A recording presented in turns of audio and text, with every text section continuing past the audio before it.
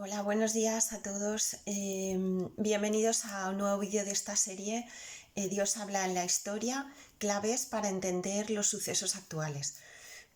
Ayer nos quedamos coincidiendo que grabé el vídeo en el Día de la Misericordia, pues hablando un poquito pues eso, de este suceso histórico tan brutal que supuso en el año 31 y se prolongará 7 años después de lo que es la revelación de la Divina Misericordia, que el Señor nos tiene como la última tabla de salvación para los tiempos que nos esperan, ¿no? Entonces, bueno, quería terminar, nos quedaban simplemente dos pequeñas pinceladas, pero creo que son tan importantes que no las podía dejar pasar. Y para no alargar el vídeo, lo comento ahora. Bueno, esos dos aspectos, luego nos quedará el de la relación con Juan Pablo II, pero que creo que lo voy a hacer más adelante cuando hable de este Papa y la importancia que va a tener porque nos va a llevar al umbral de los últimos tiempos. Nos quedan, os anticipé un poquito qué relación podía tener algo que normalmente no, de lo que yo sepa, no se ha hablado o se ha hablado poco, no sé, que es la relación entre la Guerra Civil Española y la revelación de la Divina Misericordia Santa Faustina.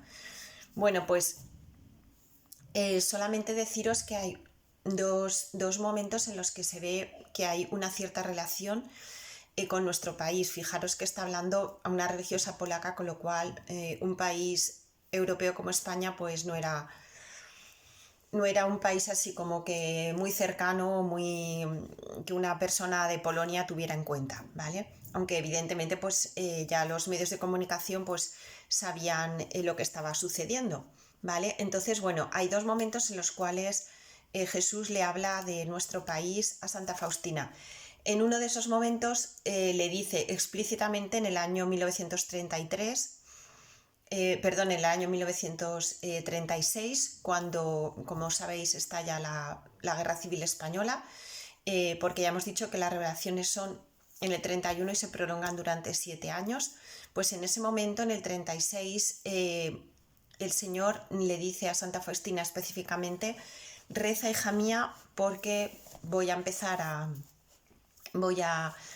permitir una purificación en el mundo muy importante, muy grande. O sea, ya le está anticipando pues que va a ocurrir la Segunda Guerra Mundial más adelante. Dice, y el país que voy a purificar antes que todos es España, tan querido por el corazón de mi madre. O sea que de alguna manera esa purificación tremenda que supuso la Segunda Guerra Mundial, ya volvemos a repetir, los que han visto el vídeo en el que yo hablaba de la revelación, vamos, esa visión que tuvo el Papa León XIII sobre lo que iba a ocurrir en el siglo XX, pues no hace más que confirmarse, porque ya hemos visto cómo se confirma en la Primera Guerra Mundial y luego dentro de muy poquito pues vamos a ver cómo se va a confirmar en la Segunda. Y Jesús explícitamente a Santa Faustina le dice que nuestro país será el primero. Entonces eso en este momento a esta religiosa no acaba de entenderlo muy bien, pero luego con el tiempo verá cómo realmente es así, porque como sabéis nuestro país no participará en la Segunda Guerra Mundial, pero porque justamente cuando empieza la Segunda Guerra Mundial en el 39 nosotros acabábamos de terminar la Guerra Civil, ¿vale? Por tanto no estábamos como para meternos en más historias, gracias a Dios, aunque estuvimos a un tris también, como sabéis. Entonces, de alguna manera luego lo entendió. ¿Por qué Jesús le anunciaba que nuestro país sería el primero que le iba a purificar y le pide por favor sacrificios y oraciones? La diferencia sustancial entre lo que ocurrió en la Guerra Civil Española y lo que ocurrió en la Segunda Guerra Mundial, que como todos sabéis no se hubiera producido si la humanidad hubiera escuchado a la Virgen en Fátima, es decir, aunque la primera estaba profetizada, desde luego la Segunda Guerra Mundial ya quedó claro desde que hablamos de Fátima que era una guerra que la humanidad se había buscado, que no estaba en los planes de Dios, que la anticipaba diciendo, si no me hacéis caso, si no os convertís, ocurrirá esta Segunda Guerra Mundial. Pero por supuestísimo no era algo querido por Dios, era algo que Dios nos venía advirtiendo que si no cambiábamos eso iba a ocurrir. Por tanto, la Segunda Guerra Mundial fue voluntad de la humanidad. Sin embargo, a pesar de ello, resulta que la diferencia entre el sufrimiento que se produjo en los 3 años de la Guerra Civil Española en comparación con los años de sufrimiento de la Segunda Guerra Mundial, que como sabéis todos tuvo lugar del año 39 al año 45, siendo ambos sufrimientos durísimos, terroríficos, en los cuales, bueno, pues vamos a ir viendo cómo realmente las fuerzas del mal estaban totalmente desatadas y cómo el sufrimiento no va a parar cuando termine la Segunda Guerra Mundial, porque todos sabéis que luego vino lo que es la expansión de la Rusia soviética, ¿no? Pero bueno, eso lo hablaremos en el momento en el que lleguemos al año 39, en el que vamos a decir pues alguna cosita de la Segunda Guerra Mundial, ¿vale? Ahora estamos un poquito antes. Y como estamos un poquito antes, pues sí que quería hacer un poco un paralelismo o una comparación entre lo que sucedió en la Guerra Civil Española y lo que sucede en la Segunda Guerra Mundial a nivel de fe, o sea, de historia por un lado, que son hechos históricos que ocurrieron, ¿vale? Que son sabidos y conocidos por todos porque son relativamente recientes, pero por otro lado tienen una visión de fe, que es en lo que estamos subrayando durante toda la serie de vídeos que estamos haciendo. Cómo se entrelazan indisolublemente la historia con los designios de Dios, ¿no? Cómo no se puede hacer una lectura de la historia plana y a nivel humano, porque nos quedamos sin lo más importante. Esa visión histórica es una punta de un iceberg que es enorme y que está debajo y que no lo vemos, pero que constituye el verdadero significado del hecho histórico concreto, ¿no?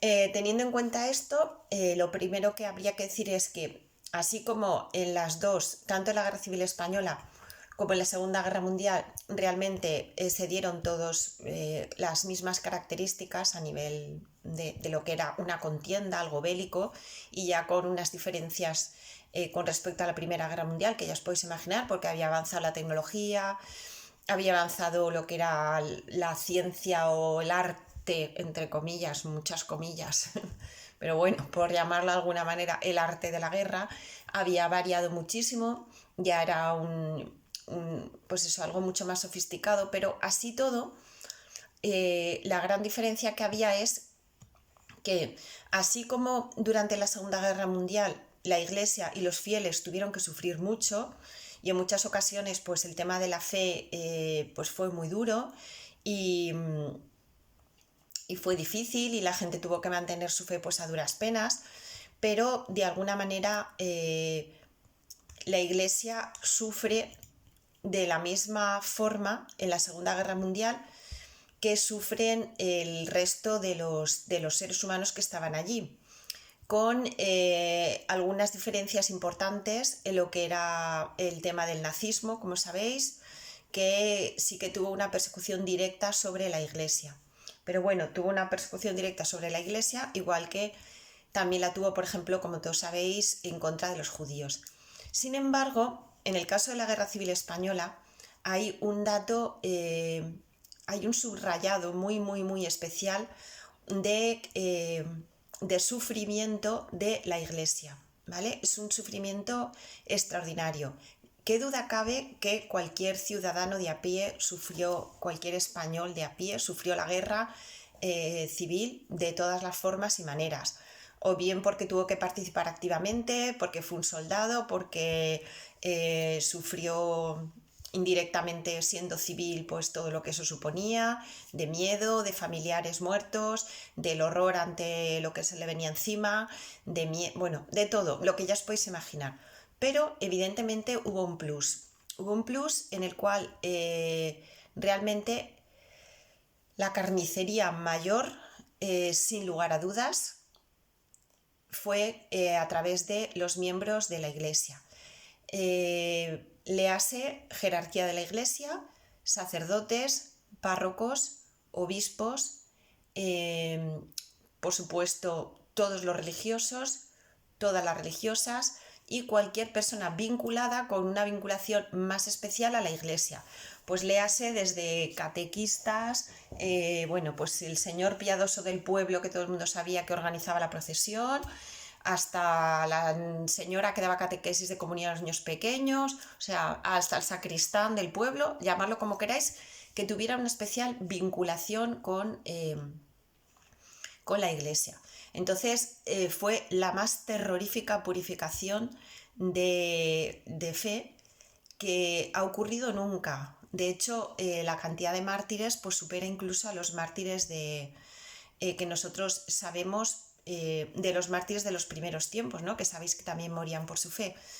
Esto es una característica muy importante porque la única y exclusiva causa de la tortura, el sufrimiento y la muerte de estos mártires pues era la fe, ¿vale? Indudablemente que todo es terrible y todo es muy triste el que muera cualquier persona por cualquier causa, por supuestísimo que sea, de un bando y de otro, simplemente pues porque hay una lucha fratricida, con lo que supone una guerra civil de doloroso, porque claro, estamos hablando de personas que viven dentro de una misma nación y que se están matando, ¿vale? Cualquier muerte de cualquier persona, tanto por inanición, un niño que no tiene para comer, como un soldado que muere en la batalla, pues todo es horrible. Pero la causa por la que moría un soldado de un bando o de otro era que estaba en la batalla, que estaba luchando. O sea, esto era algo esperable. Cualquier soldado sabe que se enfrenta a la muerte cuando lucha. Pero que personas que no hacen absolutamente nada para que les maten, personas absolutamente inocentes que lo único que viven es para darse a Dios y la caridad a los demás, y simplemente fueron asesinadas única y exclusivamente, repito, por el hecho de ser religiosos, de ser sacerdotes, de tener una cierta vinculación con la Iglesia, eso es terrorífico. ¿Por qué dejó el Señor que realmente la Iglesia en España fuera la gran perdedora, ¿no?, de la guerra, en el sentido de que hubo tantísimos mártires? Pues esa permisión divina, que no deseo, ¿verdad?, que ya lo hemos venido repitiendo muchas veces, fue doble. Por un lado, porque realmente aquellas personas que vivían en santidad de vida, cualquier sacerdote, cualquier religiosa, cualquier catequista, cualquier obispo que vivía en santidad de vida y vivía muy unido al Señor, pues al derramar su sangre por la fe, por el único y exclusivo motivo de ser una persona de fe, ¿vale?, y de estar consagrado al Señor con una consagración pública, es decir, sabida por todos y que no se ocultaban, y con su cruz y con su hábito y demás, pues los que vivían en santidad de vida dieron su sangre y como Jesús y fueron mártires, ¿no? Entonces trajeron pues muchísimas bendiciones al mundo y a la Iglesia, bendiciones incontables, que por sí mismo el derramamiento de la sangre de cualquier ser humano no tiene mayor valor, pero si ese derramamiento de sangre o ese sacrificio se une al sacrificio de Jesús en la cruz, pues adquiere unas dimensiones de redención infinitas, es decir, se convierte en corredentor con Jesús y completa lo que el Evangelio dice, lo que falta a la pasión de Cristo, ¿vale? Que intrínsecamente hablando no falta nada, la redención de Cristo fue completa, pero él de alguna manera quiere hacerla en cierta forma incompleta y que nuestros sufrimientos unidos al suyo son los que salven al mundo. Entonces, indudablemente que todas esas personas que vivían en santidad de vida se convirtieron con esa famosa frase de la sangre de los mártires es semilla de cristianos, ¿no?, que ya se decía con las persecuciones de los romanos, de Nerón, etcétera, ¿no?, cuando realmente ese florecimiento que había del cristianismo tan brutal, mientras el poder no hacía más que matarles y que se los comieran los leones y llevarles al circo y todas esas cosas que ya sabemos de la persecución de los cristianos, y así todo, los cristianos cada vez aumentaban en número, y es por esa famosa frase de la semilla de mártires es, la sangre de los mártires es semilla de los cristianos. Indudablemente que esas personas españoles que en esas circunstancias sufrieron los horrores de la guerra civil porque los mataron de la manera más cruenta y más horrible simplemente por eso, indudablemente que con ese sacrificio de su sangre unido al sacrificio de la cruz hicieron que en nuestro país y en todo el mundo se consiguieran gracias inimaginables pues de conversiones de almas que luego se entregaron también al Señor y se hicieron más santas, o sea, de conversión de pecadores, de muchísimas y muchísimas, muchísimas cosas que ocurrieron y que solo en el cielo sabremos del valor que tuvo ese sacrificio, ese derramamiento de la sangre de esos mártires que vivían en santidad de vida. Y desde luego una prueba muy clarísima es que una vez que ya se hace la paz en nuestro país y vivimos en ese periodo de posguerra, pues está datado, eso, hay datos históricos y hay libros que se recogen en todos los monasterios y en todos los seminarios, que fue el florecimiento de vocaciones más brutal que hubo en toda la historia en nuestro país. Sucedió precisamente en los años 40. O sea, en los años 40 en nuestro país los seminarios estaban repletos, no cabía ni un alfiler, todas las órdenes religiosas tenían que hacer listas de espera porque ya no cabían más religiosas ni más sacerdotes en las congregaciones religiosas. Y eso naturalmente no es algo casual y, ay, mira, es que se acabó la guerra y la gente pues le dio por ser más buena y se metían en los conventos, se metían a ser curas porque estaban aburridos o porque tal. No, realmente ese florecimiento extraordinario de vocaciones en los años 40 del pasado siglo se debe precisamente a esa sangre de esos mártires, ¿no? De esos verdaderos mártires que luego Juan Pablo II ha ido beatificando y canonizando, como todos sabéis. Pero ahora me voy a detener un momentito para que veáis la relación con lo de la misericordia divina en todas aquellas personas que también sufrieron y que también sufrieron el martirio y que también pues tuvieron que sufrir mucho y a veces incluso morir a causa de la guerra civil y que eran miembros del clero, o sea, eran religiosas, eran sacerdotes, eran almas cristianas más o menos entregadas, pero no vivían en santidad de vida, ¿vale? O sea, dijésemos que oficialmente en la iglesia, pues oficialmente era un obispo, era un sacerdote, era una religiosa, era un laico comprometido, lo que sea, pero eran así a nivel oficial, pero a nivel interior no vivían en santidad de vida, ¿vale? Entonces, ¿qué supuso?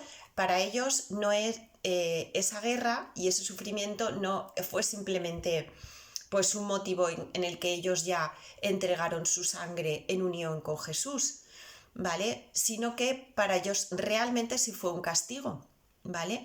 Y entonces al final esa purificación obtuvo lo que se espera de cualquier purificación, es decir, cuando ya os lo explico en varias ocasiones con esta imagen que me parece como muy gráfica. Ya sabéis que los buscadores de oro en el oeste, pues cuando encontraban las pepitas nunca las encontraban en estado puro, sino que estaba pues un poquito una ganga, una pepita con un montón de barro allí fijado, ¿no?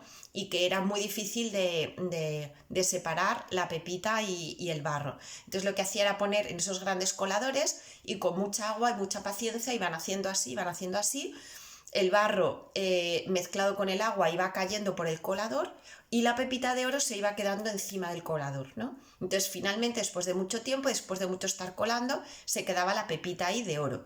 Bueno, pues una purificación no deja de ser eso, o sea, muchísimo barro y un poquito de pepita de oro es que están muy unidos, muy juntos en esa realidad humana, se ponen en ese colador que es la purificación.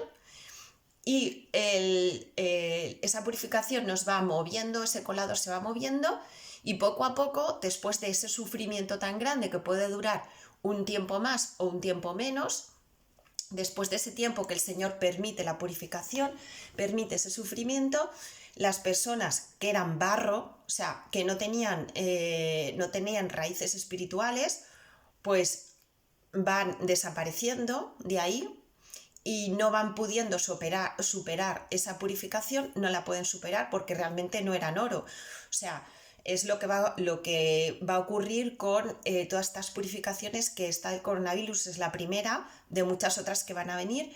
Pues lógicamente las personas que vivían totalmente de espaldas a Dios y no tenían ese oro en el alma, que es la gracia de Dios, y vivían totalmente dispersas en las cosas mundanas, que no tienen que ser necesariamente malas, pero evidentemente despistan y distraen de lo esencial.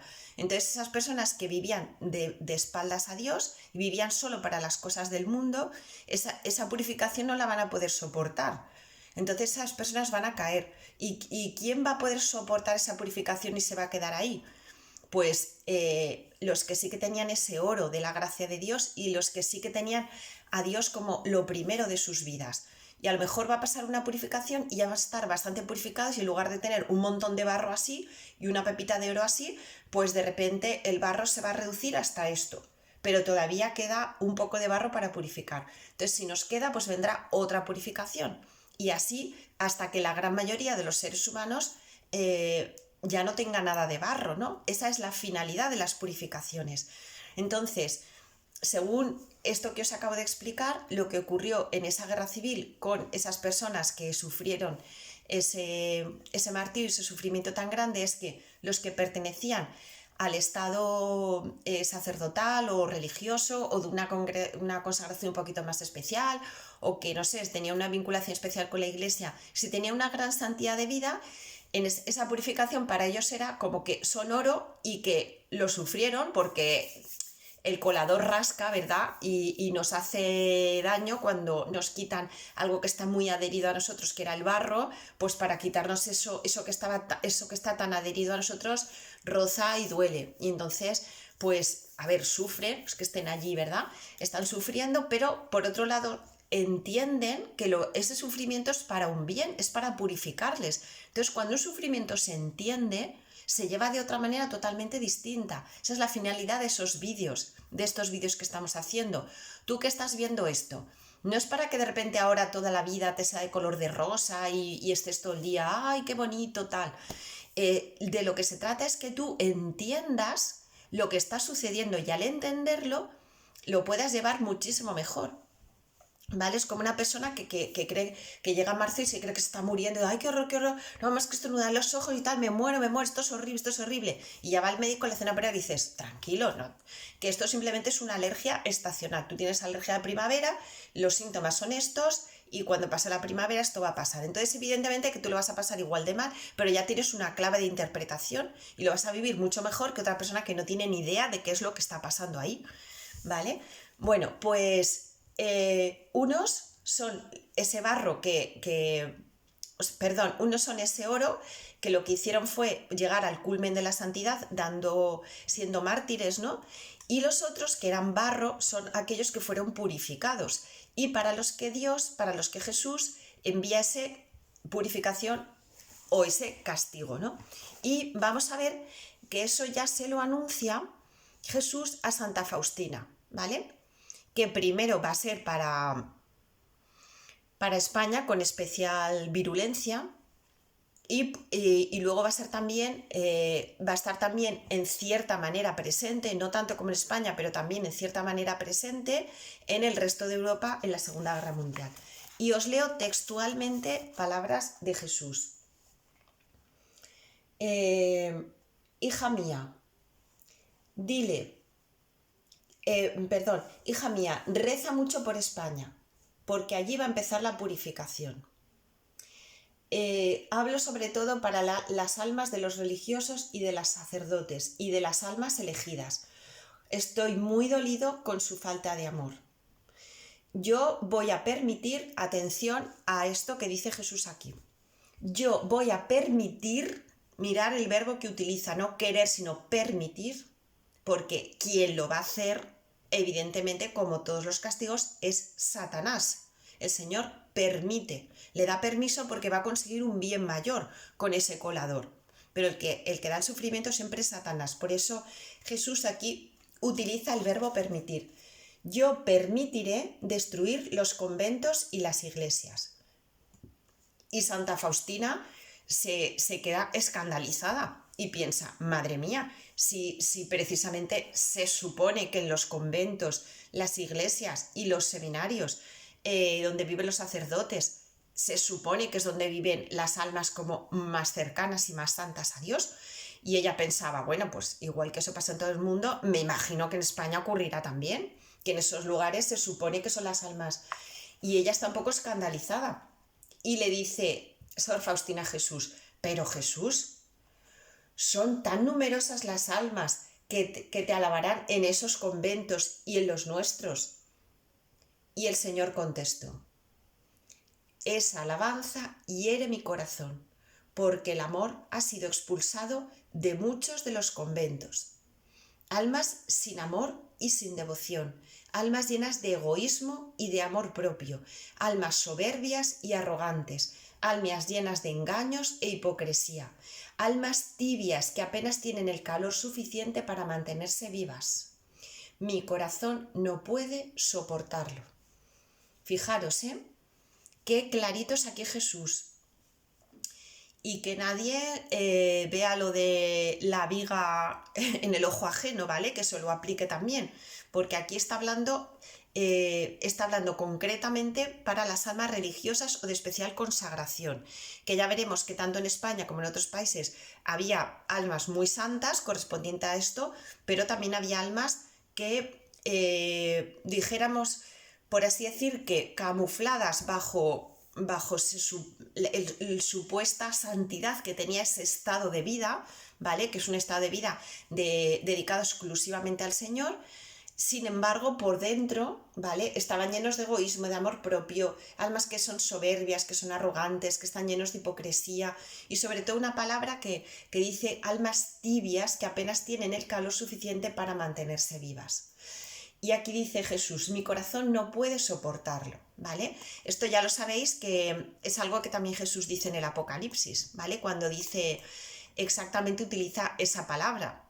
Tengo contra ti que eres tibio y porque no eres ni frío ni caliente, estoy por vomitarte de mi boca. O sea, esto es una palabra fuertísima, fuertísima, que dicha por la boca de Jesús, ¿vale? Pero no se anda con tonterías, o sea, no dice, ay, es que hijo, eres un poco tibio, a ver si ya te vas espabilando. No, eso nos lo dice Jesús a esas almas de los conventos y tal y cual, pero nos lo dice también a cada uno de nosotros, ¿vale? Porque no eres ni frío ni caliente, estoy por vomitarte de mi boca, o sea, muy fuerte. Y sigue diciendo Jesús, todas las gracias que yo derramo sobre ellas cada día, sobre esas almas, se resbalan como sobre una roca. No puedo soportarlas porque no son ni buenas ni malas. Yo he instituido conventos y seminarios para santificar el mundo a través de ellos. Y de ellos tiene que brotar una potente llama de amor y de sacrificio. Pero si ellos no se convierten y no se inflaman de su amor inicial, yo las entregaré al exterminio de este mundo. ¿Vale? Aquí vuelve a decir Jesús otra frase que también está en el Apocalipsis. Como veis, me gusta remarcar mucho las conexiones entre frases de Jesús, de la Virgen, de la Sagrada Escritura, de las revelaciones privadas, porque eso es lo que nos da una garantía de veracidad y de continuidad, porque realmente si no fuera cierto esto de lo que estamos hablando, serían como eventos inconexos. Y hemos estado hablando desde el principio de estos vídeos que son piezas de puzzle que cada vez van encajando más hasta llegar a nuestros días. Entonces, el Apocalipsis también vuelve a decir esta frase. Tengo para mí, por no deciros el pasaje que es muy largo y tal, el Señor empieza a enumerar, dile, hablando por Juan, ¿no? Por Juan el Evangelista, dile a la iglesia de tal que yo sé perfectamente sus sacrificios, todo lo que hacen por mí, que han sufrido mucho por mi causa, que han hecho esto, lo otro, lo de más allá, etc. Pero tengo contra ti que has olvidado tu amor primero, ¿vale? Entonces eso se lo dice aquí específicamente Jesús a las almas elegidas, a las almas consagradas, que se supone que en esa vocación inicial tuvieron un amor primero precioso, que fue tan grande y tan abrumador que les llevó a dejarlo todo y meterse en ese convento, en ese seminario, ¿vale? Pero ese amor primero, que es un poco como el de cuando empieza una relación entre un chico y una chica normal a nivel humano, ¿vale? Que al principio es muy abrumador y muy arrollador y puede con todo y eso, todo el mundo sabemos eso es primera fase del enamoramiento también a nivel humano, pero que luego eso se va diluyendo. Bueno, pues eso que se va diluyendo a nivel humano y se va sentando y son fases normales del amor y no quiere decir que dos abuelitos de 90 años se quieran menos que dos que están allí súper apasionados de 17, ni mucho menos, porque ya sabemos que el amor no es igual a la efervescencia, ¿vale? Sino que el amor pues tiene que tener unas raíces de sacrificio importantes y seguramente los abuelitos de 90 se querrán más que los adolescentes de 17, ¿vale? Su amor será muchísimo más auténtico, seguro, pero bueno, a nivel de otros aspectos, pues a lo mejor a nivel sensible no se ve así con tanto... Y sin embargo, Jesús a nivel espiritual sí que quiere que estemos en el ¿vale? No entenderme bien, no tampoco en el tema sensible, o sea, de que uno puede a lo mejor tener un periodo pues en el que la unión con el Señor, la relación con el Señor es como más sensible y tiene como ese amor como más a flor de piel, y otras veces que pasa por periodos de aridez y de sequedad que no siente absolutamente nada y es un amor de voluntad, ¿vale? No me refiero a eso, sino que esa ilusión, el decir es que estoy loco por ti, te lo quiero dar todo, que tendría pues ese sacerdote o esa monjita en España cuando lo dejaron todo con 18, con 20 años, con 25, lo dejaron todo y se fueron al convento o al seminario a entregarse al Señor, ¿no? Pues ese amor primero luego se ha ido diluyendo y ha ido desapareciendo. Entonces Jesús aquí se lo reclama. Dice, olvídate que esto es una efervescencia de juventud, que yo necesito ese amor tuyo a tope, por así decir, también ahora. Y entonces, por eso le dice aquí a Sor Faustina, si no se convierten y no se inflaman de su amor inicial, yo las entregaré al exterminio de este mundo. Y eso es lo que ocurrió, ¿vale? Que Dios podía haber protegido a la Iglesia española en el año 36 y sin embargo permitió esa purificación y la entregó al exterminio de este mundo, ¿vale? ¿Para qué? Para que los que vivían en santidad, su santidad fuera infinitamente más grande, porque igual eran muy santitos y muy buenecitos, pero claro, no es lo mismo eso que estar en la tesitura de reniego de Dios y me voy corriendo y no me matan, ¿vale? Y cuando me dicen, no, tú eres religiosa, no, que va, yo soy cajera del supermercado. Y no hubieran matado a esa monjita, o con mi libertad de decir, pues mira, sí, soy religiosa, vivo Cristo Rey y mátame si quieres, que yo no voy a renunciar de mi fe ni voy a decir lo que no soy, ¿vale?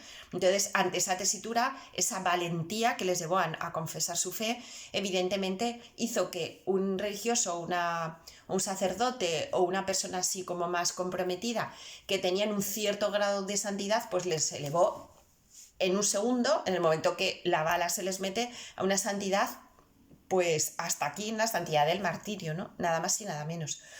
Pero también esa permisión hizo que las almas que no tenían un cierto grado de santidad, o sea, que no vivían en ese amor primero y que no estaban convertidas, que no vivían amando, no vivían de amor y de sacrificio, o sea, de amor a Dios y de sacrificio por sus hermanos, que para eso una monjita se va al convento, cuando es, por ejemplo, una monjita de vida activa que se ve clarísimamente que va allí para ayudar y pues eso, a los pobres, a los enfermos y todo eso que ya todos sabemos. Pero evidentemente cuando, incluso también ellas, pero sobre todo en una vida contemplativa, pues es que precisamente son las personas que tienen más caridad de todos los seres humanos, porque entregan su vida en holocausto total, sin ver nada, porque al fin y al cabo, no sé, la del colegio a lo mejor ve que el niño va creciendo en la fe, pero la del convento de clausura no ve nada de nada y realmente puede decir, pues mira, es que ya Dios me quiere tanto, yo también, Jesús es mi esposo y vamos a estar aquí los dos encerraditos diciéndonos, yo te quiero yo más y yo te quiero yo más, ¿vale? Y así se nos va a pasar la vida dentro del convento, qué felicidad. No. Ellas hacen eso, viviendo así, porque Dios quiere que vivan así, con ese amor, pero sobre todo viven para ofrecer su vida en holocausto para que toda esa humanidad que está fuera del convento o dentro del convento y se van a perder y se van a condenar, pues unir el sacrificio de su vida al de Dios, al de Jesús, para que se salven, ¿no? Pero esas almas que no vivían así en los conventos en España y luego en el resto de Europa con la guerra civil, con la Segunda Guerra Mundial, pues entonces Dios permite esa purificación, ¿no? Y por eso dice, yo las entregaré al exterminio de este mundo. Continúa Jesús hablando, ¿cómo podrán sentarse en el trono prometido a juzgar el mundo si sus culpas pesan más que las del mundo? Fijaros esta frase. Las culpas de las almas elegidas pesan más que las del mundo, porque a mayor conocimiento, más exigencia. Y ya lo dice Jesús en el Evangelio, al que poco se le da, poco se le exigirá, pero al que mucho se le da, mucho se le va a exigir. Por eso dice, sus culpas pesan más que las del mundo. Y dice Jesús, en ellas no encuentro ni penitencia ni reparación. Oh corazón, que me has recibido en la comunión, y al mediodía ardes de odio bajo las formas más variadas. Oh corazón, que habías sido elegido especialmente por mí, y ahora eres el que me estás haciendo sufrir más. Los grandes pecados del mundo hieren mi corazón algo superficialmente, pero los pecados de un alma elegida traspasan mi corazón por completo. ¿Vale? Bueno, pues esto es importante para que entendamos por qué Dios permite el sufrimiento, por qué Dios lo está permitiendo ahora, por qué Dios está llevando, además de personas totalmente inocentes, está llevándose el coronavirus por igual. Hay víctimas de personas que pues ciertamente vivían en la maldad, pues vivían a lo mejor, cuánta gente se estará muriendo ahora el coronavirus, pues que en tantos países del mundo, pues que a lo mejor vivían pues haciendo maldades, haciendo sufrir a los demás, robando, matando, haciendo barbaridades, pues haciendo que la vida de sus semejantes fuera un infierno, y han muerto por el coronavirus, y para ellos ha sido como la última opción que Dios les ha dado cuando ya están en el lecho ya del dolor, y a lo mejor el médico ya le dice, mira, te voy a poner un respirador, pero que te queda nada, te quedan unos minutos o te queda un día, pero vamos, que te estás muriendo. Y entonces ya esa persona en esos momentos que había vivido con esa maldad horrible, puede ser a lo mejor el coronavirus la mejor tabla de salvación para que su alma no se vaya al infierno, y si esa persona no se hubiera contagiado del coronavirus, hubiera seguido su vida de maldades hasta el último momento y a lo mejor se hubiera muerto de un infarto y no le da ni tiempo a prepararse, se hubiera condenado, pues a lo mejor esa persona que vivía en la maldad, el coronavirus le ha servido para no condenarse. Entonces, lo que nosotros a nivel humano lo vemos como ¡ay, qué horror! Cuantísimas personas que están muriendo. Pues el Señor sabe que dentro de ese sufrimiento hay un bien muy grande. Para las personas que eran malvadas, que vivían en la maldad, que se iban a condenar si no hubiesen tenido el coronavirus les ha servido para en el último momento hacerles reaccionar. ¿Y cuántos habrán muerto pidiendo una confesión? El que podía, gracias a Dios, tener un sacerdote cerca, pues a lo mejor incluso se ha confesado. Los que no tenían un sacerdote cerca, y no era por su culpa, sino porque por las condiciones estas tan mal entendidas que no han dejado las autoridades sanitarias o eclesiásticas, que los sacerdotes, en lugar de hacer lo que deberían estar haciendo, que es estar en la cama del moribundo, no han podido, sin culpa, bueno, pues por lo menos le han pedido perdón al Señor en su alma un momento antes de morir y se han salvado. O sea que para esas almas malvadas el coronavirus les ha venido súper bien. Y luego, para las almas santas, ¿vale?, que ya vivían en santidad y en estado de gracia, por así decir, ya tenían una cierta intimidad con el Señor, y que también han muerto a costa del coronavirus, pues evidentemente para ellos también el coronavirus ha sido un bien. ¿Por qué? Porque han podido dar testimonio de su fe y de su confianza en Dios hasta el final. Y de hecho, algunas han llegado, desde mi punto de vista también, ¿no?, desde mi punto de vista y desde lo que han llegado hasta el martirio. Por ejemplo, podemos ver dos casos precisamente de sacerdotes Uno de los casos ha sido de un sacerdote italiano, conocido por bastantes de vosotros, que estaba ya, pues eso, infectado de coronavirus y ya pues le quedaba muy poquito de vida y solamente compartía planta o compartía habitación con otra persona que también estaba enferma y solamente había un respirador. Se lo iban a poner a él y entonces él se da cuenta de que solamente existía un respirador y que estaba la otra persona a su lado, que a lo mejor no tenía tanta gravedad como él, pero que sí que estaba bastante grave. Entonces él le dijo a los médicos, yo no quiero el respirador, yo prefiero morir yo, pero que se salve esta persona que tendrá familia, que tendrá hijos, y yo al final, fin y al cabo, soy sacerdote y ya está, y me debo a eso.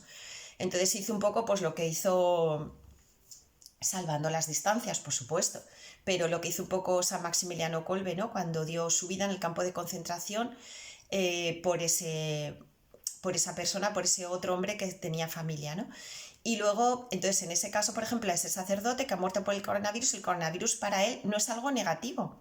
El coronavirus le ha traído, pues, lo que es la palma del martirio, o sea, se ha ido al cielo, que a lo mejor ese sacerdote también se iba a ir al cielo muriéndose, yo qué sé, 20 años después, pues de lo que sea, ¿vale? De un cáncer de hígado o de lo que fuera, o de que se cayó por su casa y a lo mejor hubiera ido al cielo muy bien y tal, pero no hubiera alcanzado el grado de santidad tan grande que tuvo como muriendo así. Y el otro caso que os voy a poner también, que ha salido también hace muy poquito y muchos de vosotros también conocéis, es del padre Henry, perteneciente al Hogar de la Madre, que precisamente un sacerdote que es joven, porque apenas tenía 50 años o más o menos por ahí, no sé decir con exactitud los años que tenía, pero bueno, en torno a esa cifra tenía un hombre joven, quiero decir que no un abuelito así de tal, y que llegado un punto de esto que está ocurriendo, pues resulta que había unas monjitas, unas carmelitas concretamente,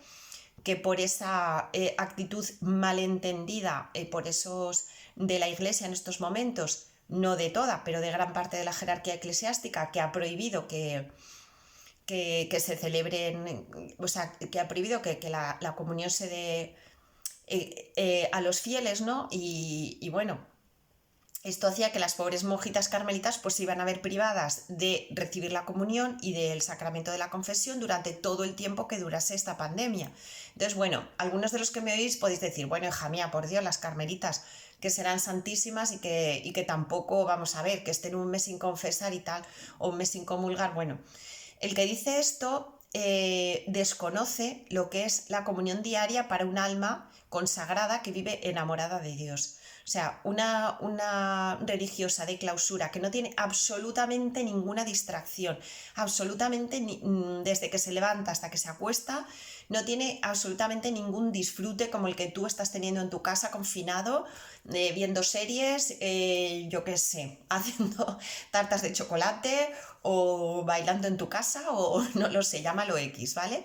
Entonces, una persona que es una religiosa que no tiene absolutamente nada porque vive una vida de clausura, ningún escape y lo único realmente de su vida, de su día, lo que le sostiene y lo único grandioso y en lo que se mantiene es su comunión diaria, que se la quiten durante un mes, ¿vale? Es como quitar, pues eso, a dos personas que están enamoradas y que solo se tienen la una a la otra, solo eso. No tienen otras distracciones y además eso, solo se tiene su amor, estar separadas. Entonces, lógicamente, el padre Henry, que sí que entendía esto perfectamente, él dijo que, aunque a él no le correspondía porque no era el capellán de estas monjas, él se ofreció voluntario y dijo, yo me ofrezco para ir sabiendo perfectamente que la media de edad de estas monjitas pues era elevada y que los casos de coronavirus en gente, o sea, en un colectivo de una cierta edad, pues, a ver, no es que necesariamente se tuvieran que poner enfermas, ¿verdad? Pero que era bastante probable.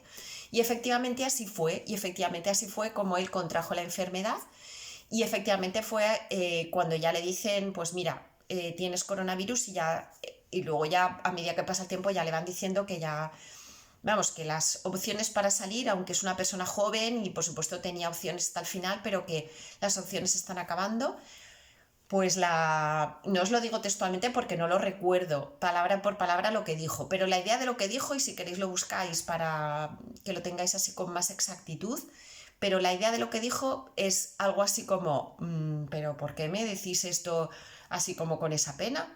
Pues fenomenal, o sea, yo me ofrezco voluntario y si me pongo enfermo, me pongo enfermo, y si tengo que morir, mucho mejor para mí, si yo estoy deseando ver por fin a mi madre del cielo y a Jesús de quien estoy tan enamorado. O sea, si lo que estoy deseando es irme al cielo, es que vosotros no tenéis ganas de iros, ¿vale? Esto es el enfoque del padre Henry, que murió víctima del coronavirus.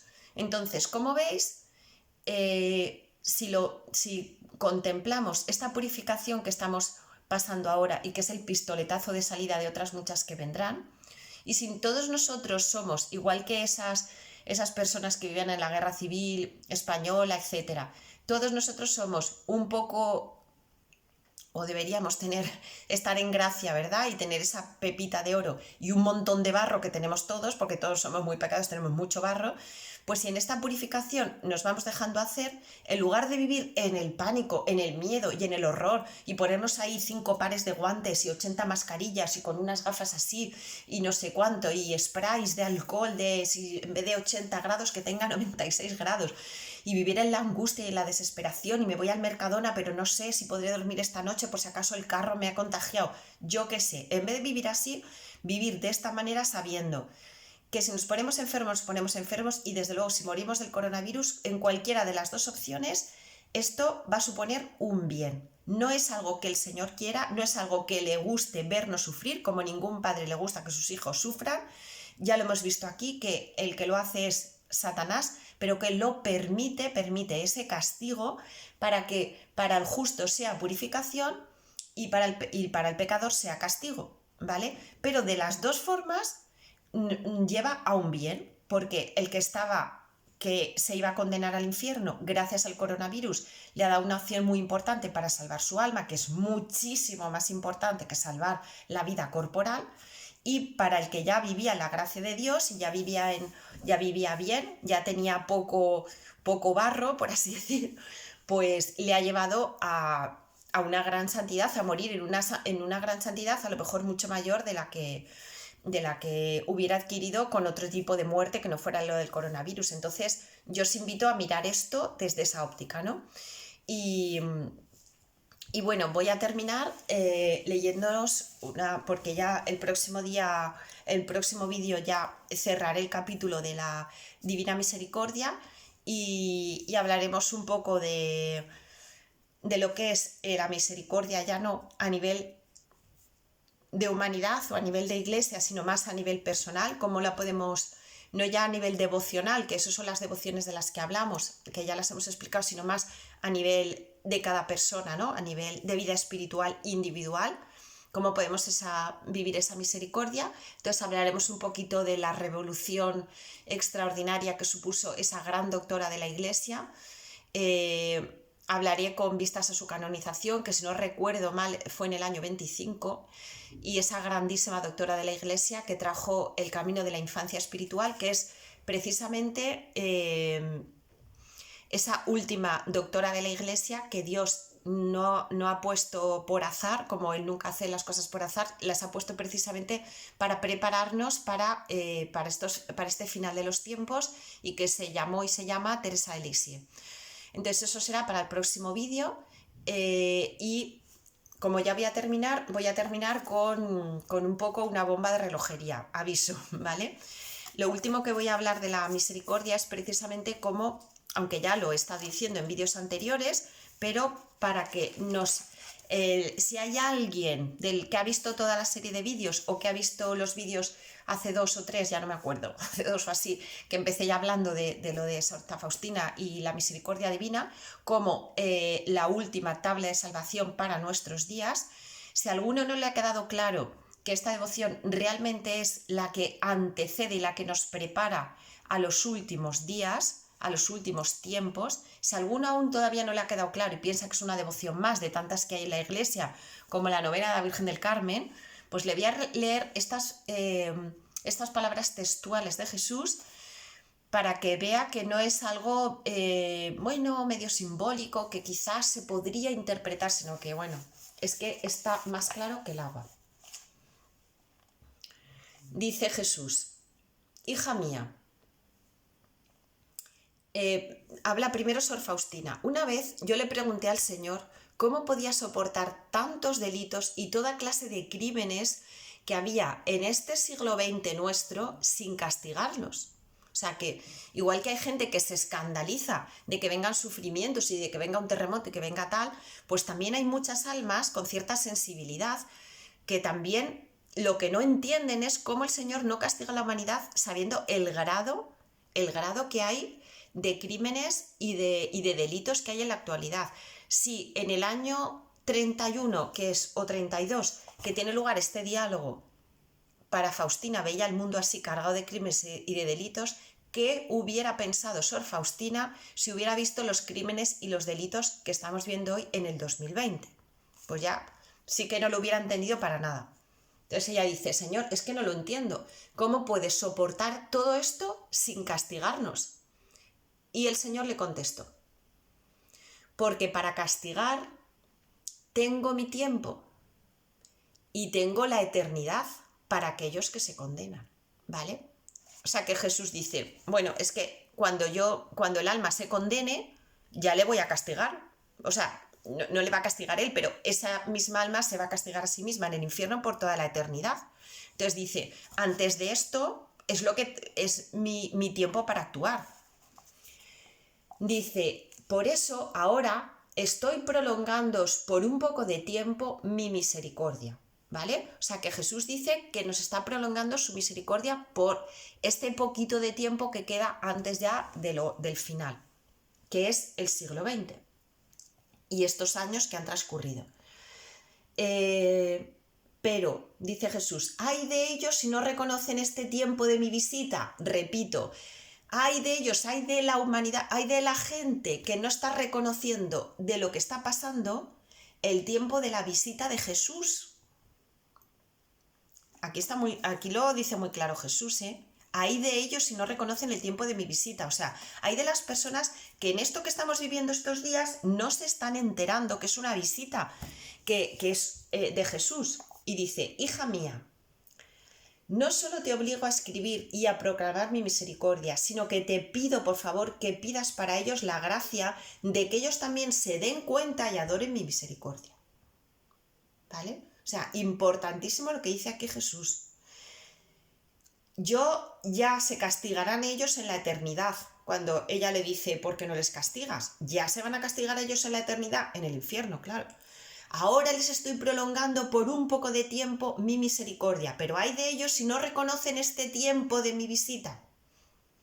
Te pido para ellos la gracia para que ellos también se den cuenta de lo que está pasando ahora y adoren a mi misericordia. Y dice Jesús, con esto acabo el vídeo y telita, ¿vale? Lo que dice aquí Jesús, vuelvo a repetir, no se lo inventa Paz, no se lo inventa una señora colombiana que está... no sé, aburrida, diciendo que se le ha aparecido el arcángel San Rafael y le ha dicho una visión de no sé qué. No. Esto lo dice Santa Faustina en su diario, que está santa canonizada por Juan Pablo II y refrendada con toda la garantía que supone por la Iglesia.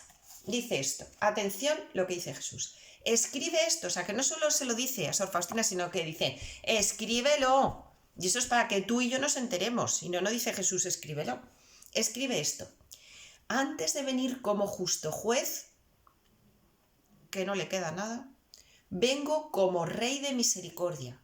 Antes de que llegue el día de la justicia, les será dado a los hombres este signo en el cielo. Atención.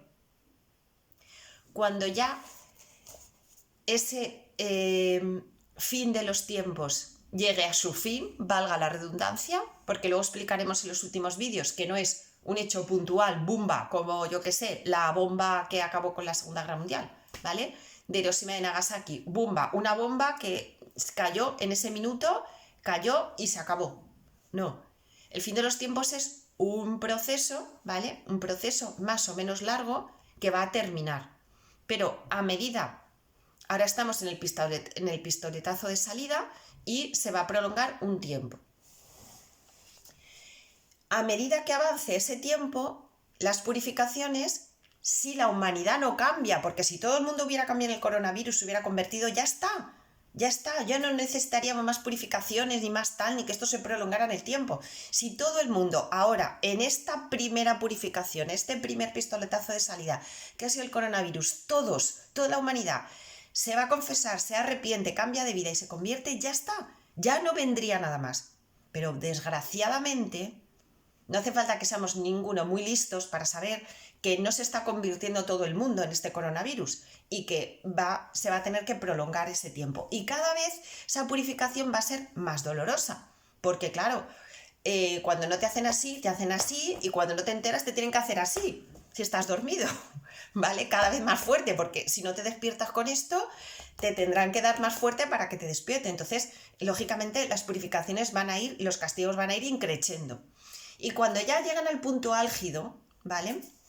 ¿Cómo sabremos nosotros que realmente Jesús ya viene como justo juez? Pues mirad, esto no lo sabe nadie. Pero nosotros lo sabemos y yo os lo voy a decir. A ver, secreto, estrictamente hablando, no es, porque todo el mundo se puede comprar el diario de Santa Faustina Kowalska y lo puede leer igual que yo lo he leído y que lo ha leído tantísima gente, ¿vale? O sea que, a ver, no es que sea un secreto allí, que lo sepan, ni que el Señor quiere que sea secreto, el Señor quiere que lo sepamos. Pero por desgracia, como comprenderéis, el 99% de la humanidad no ha leído el diario de la misericordia ni le interesa. Está leyendo otras cosas, ¿vale? Como 50 sombras de Grey, o está leyendo el Semana o el 10 minutos, pero desde luego el diario de Santa Faustina no lo están leyendo. Entonces, para ti que escuchas este vídeo y que todavía no lo has leído en el diario, yo te lo adelanto. ¿Cuál es la señal? Que esto os lo tendría que dar en el último vídeo, pero bueno, os doy un aperitivito para ir, para ir abriendo apetito, o como se diga.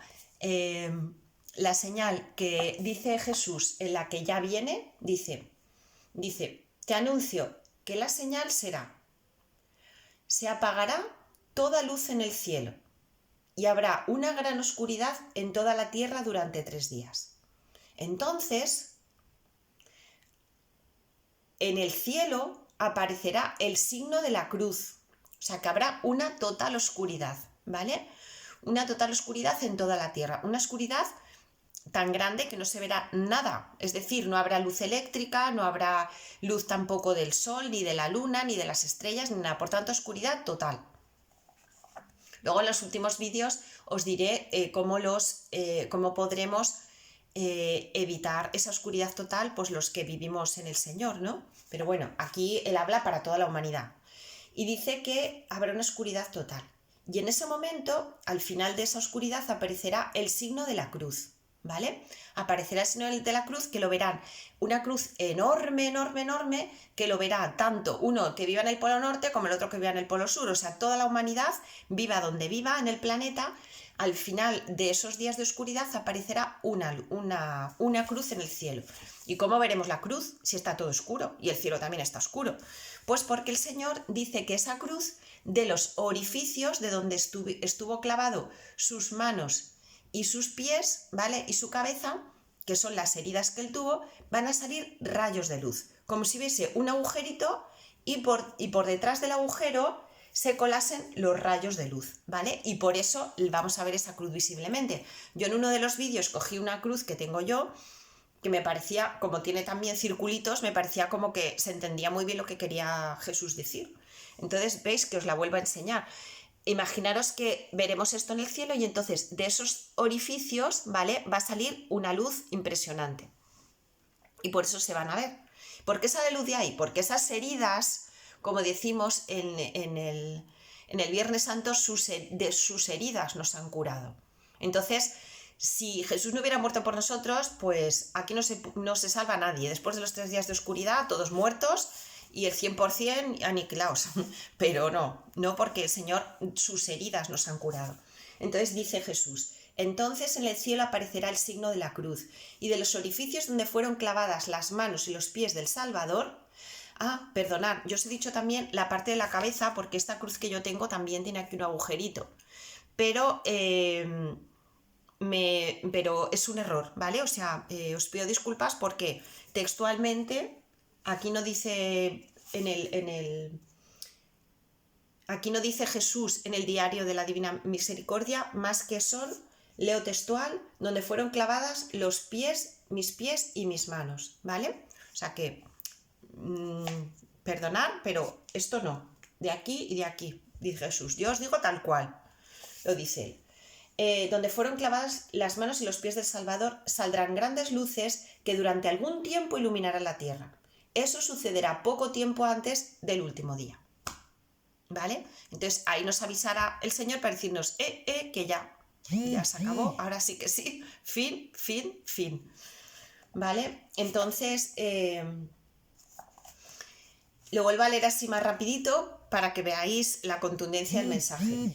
Escribe esto: antes de venir como justo juez, vengo como rey de misericordia. Antes de que llegue el día de la justicia, les será dado a los hombres este signo en el cielo. Se apagará toda luz durante 3 días en el cielo y habrá una gran oscuridad en toda la tierra. Entonces en el cielo aparecerá el signo de la cruz, y de los orificios donde fueron clavadas las manos y los pies del Salvador saldrán grandes luces que durante algún tiempo iluminarán la tierra. Eso sucederá muy poco tiempo antes del último día. Sor Faustina, y con esto sí que ya acabo, de verdad, se asusta de esta revelación, no le gusta nada, porque bueno, Jesús también le habla en otros momentos, pues que ya lo hemos hablado, que si la coronilla, que si el Via Crucis, que si el Rosario de la Misericordia, que si la novena, que si pinta al cuadro, que si la fiesta, que todo eso. Entonces, claro, todas esas cosas son muy bonitas, o sea, todos esos mensajes que le da Santa Faustina pues son muy bonitos, y lógicamente a ella le podía costar un poco decirlo porque la gente iba a decir, uy, yo no me creo lo que dices, pero bueno, al fin y al cabo no dejan de ser mensajes como muy consoladores, muy bonitos, pero concretamente este mensaje a Santa Faustina no le hace ni pizca de gracia transmitirlo, ¿vale? Porque es un mensaje muy duro, muy heavy, y bueno, pues si lo otro no le iban a creer, imaginaros con esto, o sea, a nadie le apetece que escuchar lo que acabamos de decir. Pero es que es muchísimo mejor eso que vivir en la ignorancia y pensando que esto del coronavirus es una cosa que bueno, que ahora pasará y que todos volveremos a tomar paella y cerveza, ¿vale? Entonces, Jesús no puede, o sea, por mucho que le duela y que no le guste esto, dice, ojalá que en esos primeros purificaciones se acabará todo, pero es que yo sé que vais a seguir, porque es que sois así. Y entonces Sor Faustina se asusta y no quiere de ninguna manera decir este mensaje. Y entonces, después de este mensaje está un tiempo en el que ella no quiere escuchar la voz de Jesús, pero claro, como ella no era algo que ella se provocase, el escuchar la voz de Jesús, o sea, era superior a ella, pues entonces está unos días como que no quiere ir casi a la capilla, como que hace muchísima oración vocal, mucho rosario, mucho Via Crucis, mucho leer libros piadosos, y cuando estaba allí en el Santísimo pues también muchas oraciones vocales y novenas y tal, pero no quiere hacer silencio interior para volver a escuchar a Jesús porque está asustada, no quiere. Y entonces dice, me di cuenta de los grandes designios que tenía Dios respecto a mí para que yo avisara al mundo de estos desastres, pero yo me asusté muchísimo y me sentí completamente incapaz de cumplir lo que Él me pedía, y empecé a evitar interiormente todas las conversaciones con Él y sustituía ese tiempo con la oración vocal. Yo lo hacía por humildad, pero luego vi que no era humildad, sino que era una gran tentación de Satanás. Y una vez, cuando ya esto ya se está prolongando, que no quiere escuchar la voz de Jesús, y ella empieza a dudar si realmente estos mensajes tan apocalípticos, que ahora utilizamos ese término como si fuera algo peyorativo, perdón, el Apocalipsis pertenece al Nuevo Testamento y forma parte de la Biblia, igual que el Génesis, igual que el Cantar de los Cantares, igual que el Evangelio de Mateo, ¿vale? Entonces, esto que nos parece muy apocalíptico no hay que verlo en sentido peyorativo, sino que en sentido positivo. El Apocalipsis es qué guay que San Juan escribió el Apocalipsis, porque si no, nosotros no tendríamos una clave de interpretación de esto que nos está pasando. No lo sabríamos. Uy, pues no sé, pues ha venido un virus, pues no sé, ¿y por qué habrá venido? ¿Y por qué no? Y tal. Entonces viviríamos en la ignorancia, ¿no? Entonces aquí realmente algo que sea apocalíptico es maravilloso que lo sea, porque nos está dando claves de interpretación. Y entonces ella se asusta y no quiere dar esto, y ya os he explicado lo que hacía, que era rehuir la voz del Señor, y cuando ya lleva un tiempo así, el Señor ya dice, empecé, en lugar de hacer oración interior, comencé a leer un libro espiritual. Y en ese momento vinieron a mi alma estas palabras de lo más explícito y de lo más fuerte. Y dice Jesús, tú prepararás al mundo para mi última venida. Estas palabras me conmovieron profundamente y aunque yo fingía que como si no las hubiera oído, no obstante yo las comprendí muy bien y no tenía ninguna duda al respecto. Cansada de esta lucha con Dios y de excusarme constantemente porque yo no era capaz de cumplir lo que Él me pedía, quise salir de la capilla para que no me hablara más, pero una fuerza me detuvo y me sentí como inmovilizada en mi banco. Entonces oí estas palabras: tú piensas que saliendo de la capilla me vas a evitar, pero no saldrás de mí, porque yo estoy en todas partes. Tú sola no podrás hacer nada para ti misma, pero conmigo lo puedes todo. Habla, di y avisa a mis hermanos. Esa es tu gran tarea. Pues ya lo estamos viendo. Entonces, ese esfuerzo que le costó a Santa Faustina de escribir eso que Jesús le dijo para estos últimos tiempos en su diario, que no lo tiremos a la basura, ¿vale? Sino que lo escuchemos, nos preparemos y yo os animo a que sigáis viendo estos vídeos, porque cada vez vamos viendo que las piezas se van cada vez juntando y el puzzle se va montando, ¿vale? Bueno, espero que os haya gustado y mañana seguiremos. Un besito a todos.